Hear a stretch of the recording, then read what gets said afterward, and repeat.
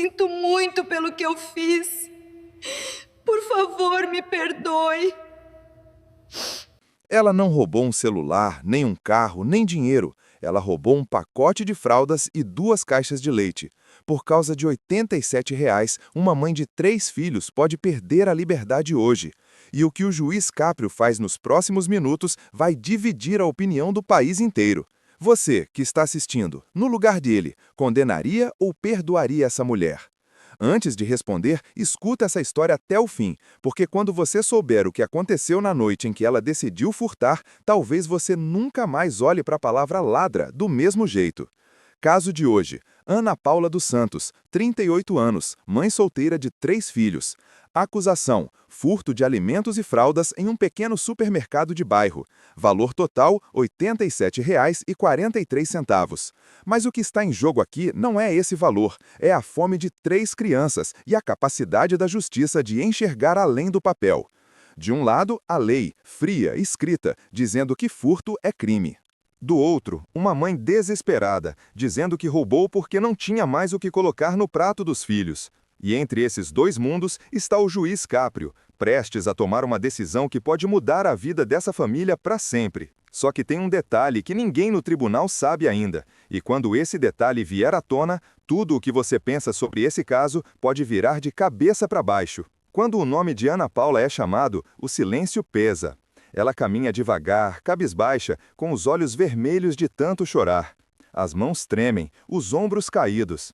Ela não parece uma criminosa, parece alguém que já foi julgada 1000 vezes antes mesmo de entrar naquele salão. O juiz observa em silêncio. Ele é conhecido por isso, por olhar nos olhos antes de falar qualquer palavra, por tentar enxergar além do crime, além da lei, além do papel. A voz dele sai calma, quase paternal. Bom dia, senhora Ana Paula. Pode se aproximar, por favor. Ela dá mais alguns passos, para na frente, respira fundo, como se estivesse juntando forças para o que vem a seguir. Confirme seu nome completo, sua idade e seu estado civil. Meu nome é Ana Paula dos Santos, tenho 38 anos, sou solteira. A senhora tem filhos? Tenho 3, senhor. Um menino de 12 anos, uma menina de 6 e o caçula, de 8 meses. Esses detalhes começam a montar o retrato de quem está sendo julgada. Não é só ré, é mãe, é desempregada, é alguém em situação limite. O promotor se levanta para ler a acusação. A voz é técnica, objetiva, sem emoção, como se estivesse lendo uma receita. Excelência, a acusada foi flagrada pelas câmeras retirando do estabelecimento, sem pagamento, 2 litros de leite, um pacote de arroz, um pacote de feijão, um pacote de macarrão, um pacote de fraldas descartáveis tamanho M e um sabonete infantil. Valor total, R$ 87,43. Consta em seus antecedentes registro anterior de furto em circunstância semelhante, há aproximadamente 6 meses, o que caracteriza reincidência. Reincidência. Essa palavra fica suspensa no ar. Ela não é só acusada de roubar, ela já tinha feito isso antes. E, na lógica fria da lei, isso pesa. O juiz então pergunta: a senhora confirma que pegou esses produtos e saiu sem pagar? Ela engole seco, parece que vai desabar ali mesmo, mas responde com a voz embargada. Confirmo, senhor. Eu peguei, eu roubei, mas não foi por maldade, foi por fome. Silêncio. Não é a resposta que se espera ouvir de uma criminosa comum. Não cabe em um padrão, não cabe em um formulário. O juiz se inclina para a frente, apoia os cotovelos na mesa e faz a pergunta que muda o rumo de tudo. Quantas vezes, nos últimos 30 dias, a senhora jantou só para seus filhos poderem comer? Ela hesita, não porque não saiba a resposta, mas porque admitir em voz alta dói mais do que qualquer sentença. Todas, senhor, todas as vezes. Essa frase cai como um peso no tribunal. Tem gente que baixa os olhos, tem gente que engole o choro. Tem gente que se remexe desconfortável, porque agora o caso deixou de ser apenas crime e passou a ser história de vida. E é aqui que você percebe que o que está sendo julgado não é só o que ela fez naquele supermercado. É tudo o que aconteceu com essa mulher antes dela chegar até ali. O juiz pede para ela contar sua história, não o crime, a vida.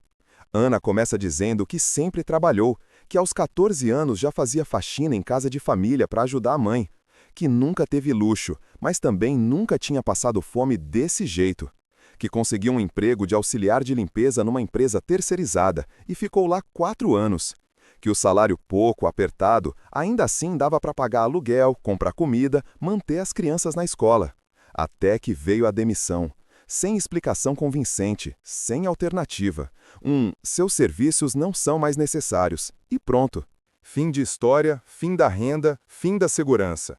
Ela conta que procurou emprego em todo lugar, que pegava ônibus lotado com currículo na mão, ficava em fila de entrevista por horas e voltava para casa sem resposta. Que ouviu 1000 vezes, vamos analisar seu perfil e entramos em contato, e nunca entraram. Ela fala dos programas sociais, do cadastro que fez, da promessa de que seria chamada, da frase que mais escutou, a lista está cheia, volta mês que vem. Enquanto isso, as contas continuavam chegando, aluguel atrasado, conta de luz acumulando, o gás acabou e ela passou a depender de um fogareiro emprestado da vizinha. E foi cortando, cortando, cortando. Primeiro eu tirei a carne, depois eu tirei o arroz, depois eu comecei a fingir que já tinha comido só para os meus filhos não sentirem culpa por comer na minha frente. Essa parte dói. Dói em quem é pai, em quem é mãe, em quem já passou aperto. Não é mais teoria, é a realidade crua, até que chega a noite do furto. A noite que trouxe Ana Paula até esse tribunal. O juiz pede que ela conte esse dia do começo ao fim. Ela diz que naquele dia não tinha mais nada no armário. Nada. Nem um pacote de macarrão vencido. Nem um resto de farinha. O leite tinha acabado de manhã. E o bebê chorou a tarde inteira.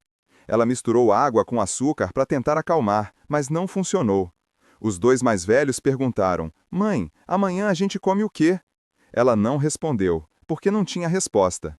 À noite, depois de tentar de novo ligar para parentes, amigos, vizinhos e ouvir desculpas, silêncio, dessa vez não dá, ela desabou. Ficou olhando para o teto, perguntando para si mesma o que ainda podia fazer. E foi aí que tomou a decisão que a colocou diante do juiz. Eu saí de casa, senhor. Fui até o mercado. Eu já conhecia aquele mercado. Eu já comprei lá fiado outras vezes. Mas dessa vez eu sabia que eles não iam aceitar. Entrei, peguei 2 caixas de leite, peguei arroz, feijão, macarrão, fralda. Coloquei tudo na bolsa. Meu coração parecia que ia sair pela boca. E eu fui andando em direção à porta, tentando convencer a mim mesma de que eu ia conseguir sair e que, pelo menos naquela noite, meus filhos iam comer. E o que aconteceu? Eu não consegui chegar até a calçada. O segurança me parou na porta. Pediu para eu abrir a bolsa. Quando ele viu, eu comecei a chorar. Eu falei que era para os meus filhos, que eu pagava depois, que eu fazia faxina no mercado se fosse preciso, mas ele disse que não podia fazer nada. Chamou o gerente. E o gerente chamou a polícia. Ela sabia que era errado, sabia que podia ser presa, mas na cabeça dela só tinha uma pergunta martelando sem parar. O que é mais crime? Eu roubar comida ou deixar meus filhos com fome? Agora essa pergunta não é só dela, é sua também. Do outro lado dessa história está o mercado, uma empresa, um CNPJ, um conjunto de regras, mas, no fim das contas, representado por uma pessoa, o gerente. Ele é chamado para falar. Camisa social, crachá no peito, expressão séria de quem está acostumado a lidar com problemas todo dia. Ele começa dizendo que entende a situação, que sente muito pela realidade de Ana Paula, mas que furtos acontecem o tempo todo. Fala dos produtos que somem das prateleiras, dos números que não fecham no estoque, da pressão dos donos para reduzir prejuízo.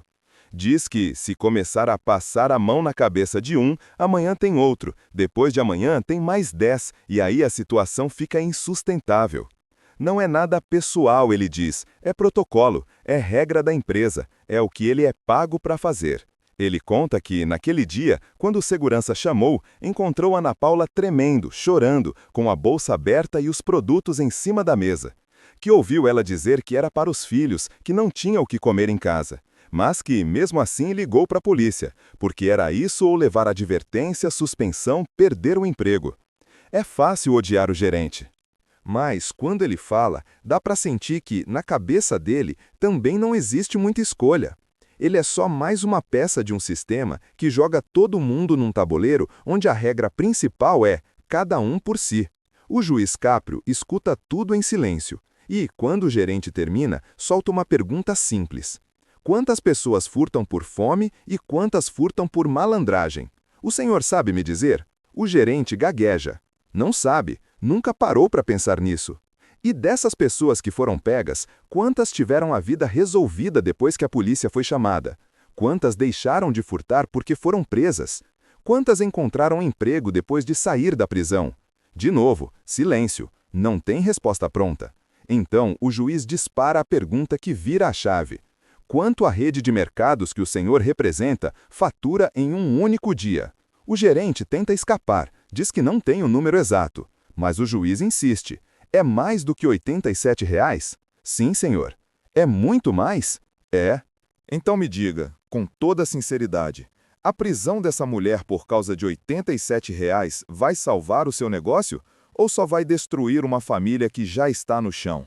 Essa pergunta não é só para o gerente, é para todo mundo que está assistindo, inclusive você. Enquanto isso, o promotor espera a vez dele. Quando fala, tenta trazer o foco de volta para a lei. Excelência, a situação é comovente, mas precisamos lembrar que vivemos em um Estado de direito. Se a cada história triste abrirmos mão da aplicação da norma, a lei deixa de existir. A ré é reincidente, já furtou antes. Se não houver consequência, que mensagem passa para a sociedade? É o argumento clássico, a ideia de que a lei precisa ser igual para todos, doa quem doer.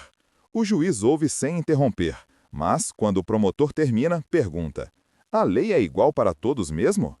Uma empresa que perde R$ 87 e continua lucrando milhares é igual a uma mãe que perde R$ 87 e fica sem comida para os filhos? A balança é a mesma?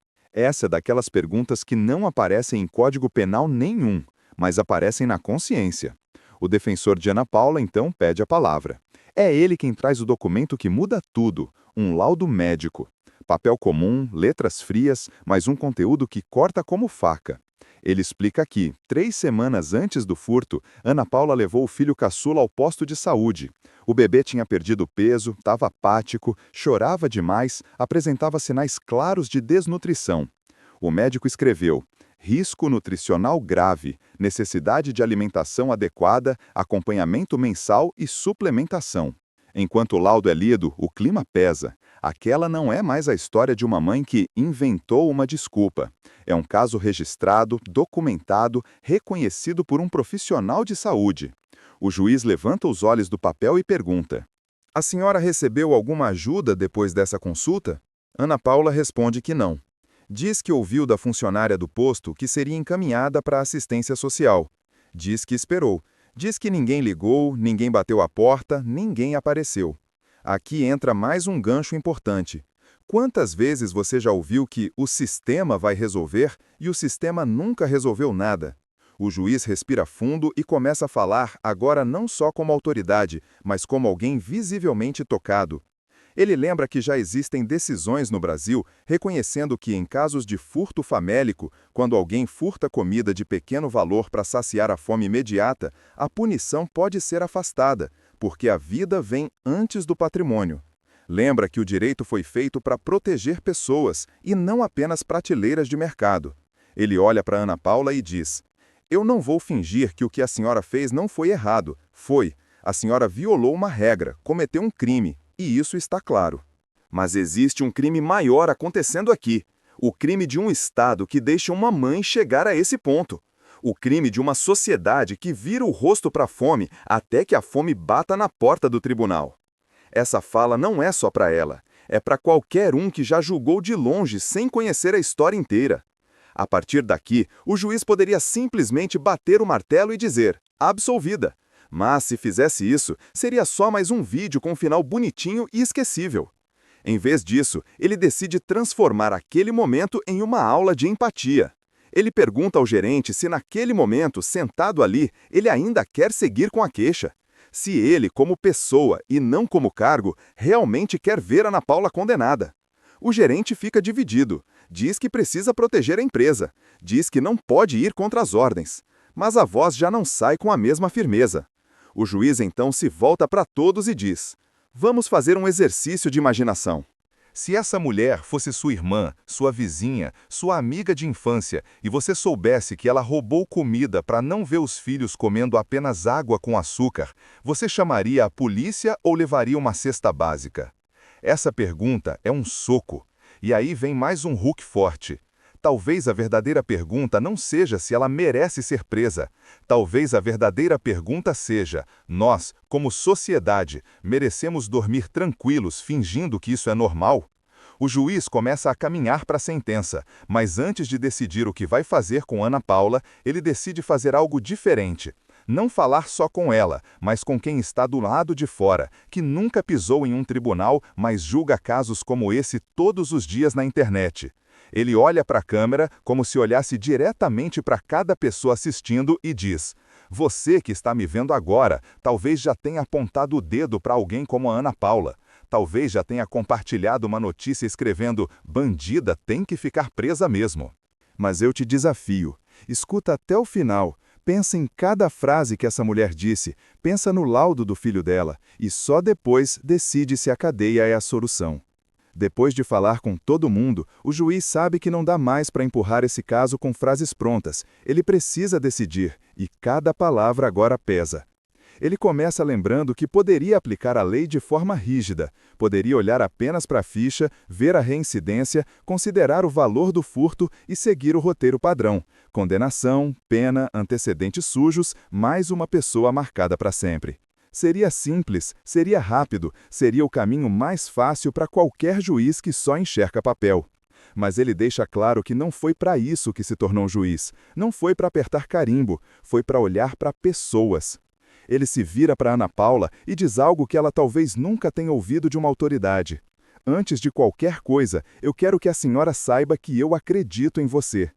Eu acredito que a senhora não está aqui porque escolheu a maldade. A senhora está aqui porque a fome bateu na sua porta e ninguém mais atendeu. Ana Paula desaba em lágrimas.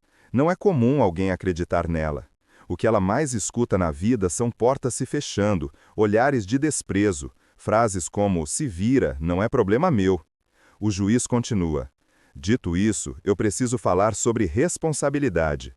A senhora cometeu um crime, entrou num lugar, pegou um que não podia pagar e tentou sair sem pagar. Outros olham isso e pensam: se eu deixar passar, amanhã tem mais 10 fazendo igual. E eu entendo esse medo. Mas justiça não é matemática. Justiça é olhar o contexto. Ele lembra do laudo médico, lembra das noites sem jantar, lembra da água com açúcar na mamadeira.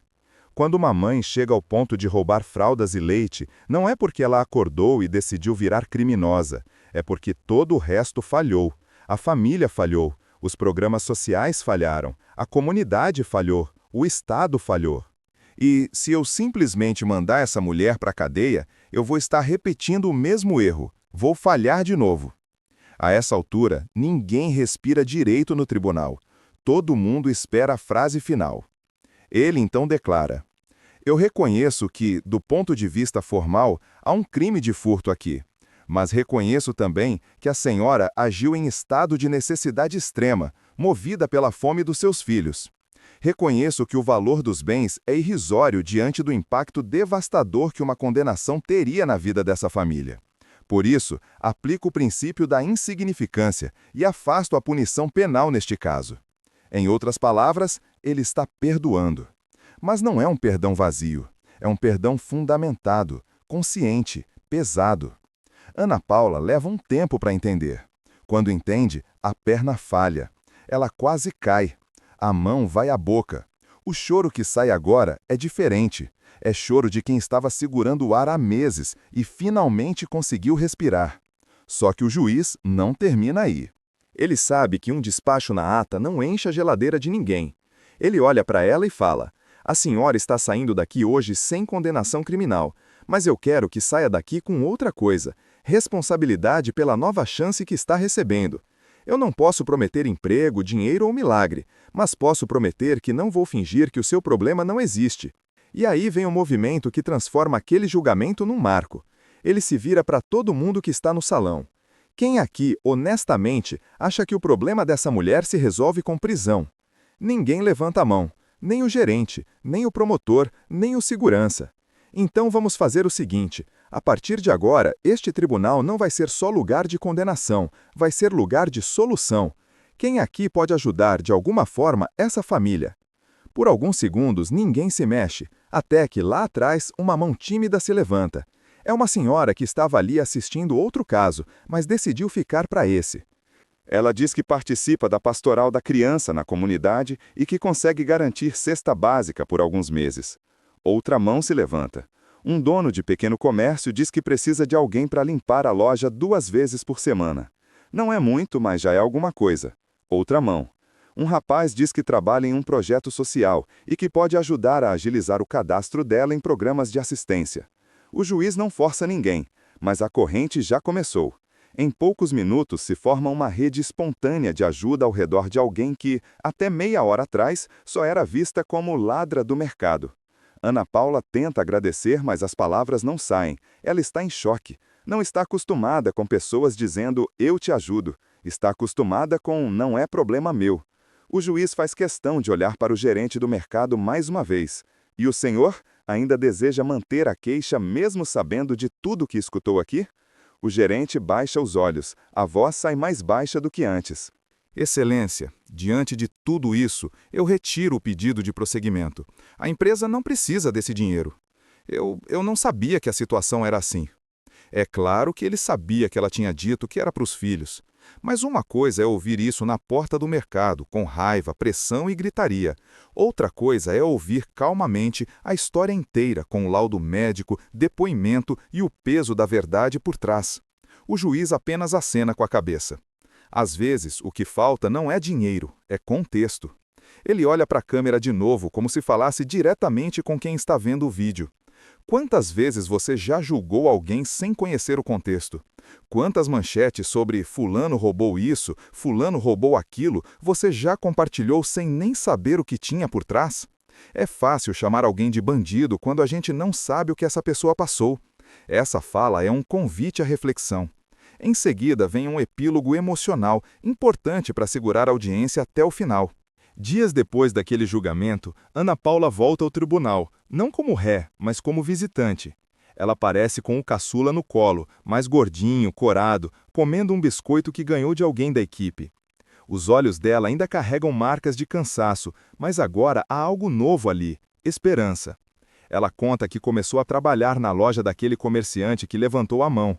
Conta que a senhora da pastoral realmente levou cesta básica, que o projeto social ajudou no cadastro, que finalmente conseguiram incluir a família em programas de transferência de renda. Nada disso resolve todos os problemas, mas muda o jogo. O juiz escuta e responde: "Eu não fiz nada sozinho. Quem fez foi todo mundo que decidiu não fingir que não viu. Você, inclusive, que está assistindo, pode fazer a mesma coisa na sua cidade." Às vezes, a diferença entre uma mãe sendo presa e uma mãe recomeçando é só uma pessoa disposta a se importar. E aí vem o fecho definitivo, o hook final que prepara o terreno para o próximo vídeo. Hoje você conheceu a história da Ana Paula, a mãe que roubou fraldas e leite e quase foi parar na prisão. Muita gente vai dizer que eu passei a mão na cabeça, que bandido é bandido e pronto. Outras pessoas vão dizer que isso sim é justiça de verdade. Agora, eu quero saber, em qual lado você está? Pausa. Se você acha que história como essa merece ser contada, se inscreve no canal, porque na próxima audiência você vai conhecer o caso de um filho de empresário que tentou humilhar este tribunal acreditando que o dinheiro do pai comprava tudo. E o que aconteceu com ele, você não vai querer perder.